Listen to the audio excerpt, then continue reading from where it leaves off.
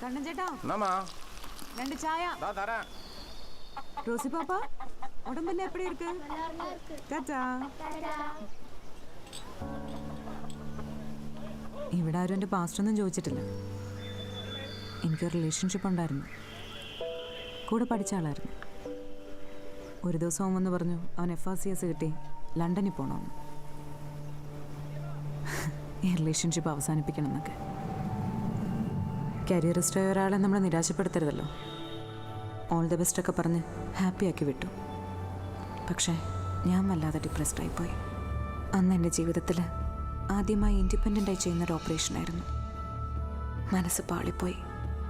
10 വയസ്സുള്ളൊരു കുട്ടിയുടെ ജീവൻ എൻ്റെ കൈകൊണ്ട്. പത്രത്തിലും TV യിലൊക്കെ വലിയ വാർത്തയായി. ഞാനന്ന് 2 മാസം പ്രഗ്നൻ്റ് ആയിരുന്നു. ആ ഒരു ഡിപ്രഷനിൽ അതും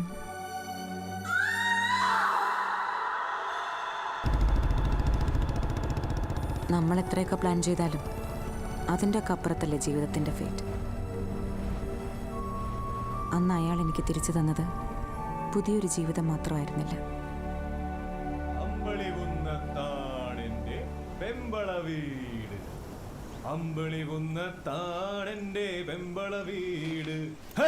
അവിടെ ചെന്നാ കാപ്പി കിട്ടും.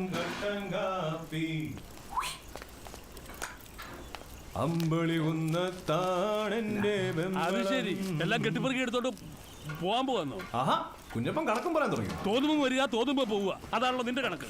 എന്നെ കൂടെ കൂടുതലൊന്നും പറയിപ്പിക്കട്ടെ. ശരിക്കും മുറിക്കോ ഇല്ലേ? കഴിഞ്ഞ അവിടുത്തെ പോലെ ഇടിച്ചമന്തി എല്ലാം കൂടി കുപ്പി നങ്ങ് ഡൈവ് ചെയ്ത് ബാഗിലാവും. ശരി, ഗുഡ് മോർണിംഗ്.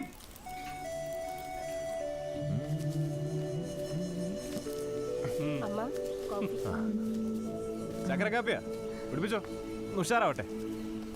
ഉറക്കമൊക്കെ എങ്ങനെയാ? ഹാപ്പി ഇല്ലായിരുന്നോ? ഇടിയറച്ചി ഉണക്കുമീനുവാ. നമ്മുടെ ചില 80 years old ഗേൾ ഫ്രണ്ട്സ് ഉണ്ട്, അവർക്കാ. എന്നാ പിന്നെ ഞാനങ്ങോട്ട് ഇറങ്ങുവാ. കമ്പം തേനിയൊന്ന് ചുറ്റിയിട്ട് നേരെ അംബാസമുദ്രം.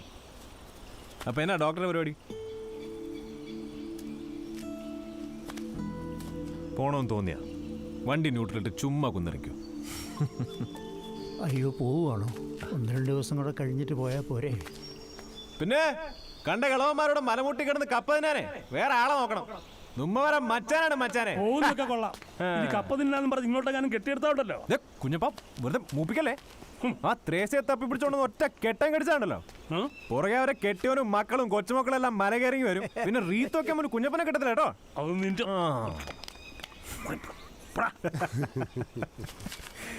തെറിയ ഡോക്ടറോട് നിൽക്കുന്നുണ്ട്, മ്യൂട്ട് ചെയ്ത് പറയുക. അപ്പൊ ശരി,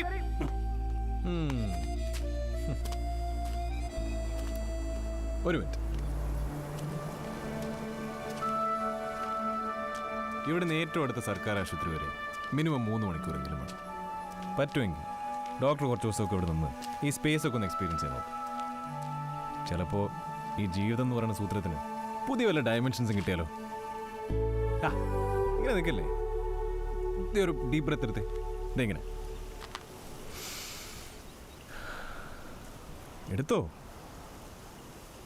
കാശ് ചിലവുള്ള കാര്യമൊന്നുമില്ലെന്ന് ചുമ്മാ എടുത്തോ.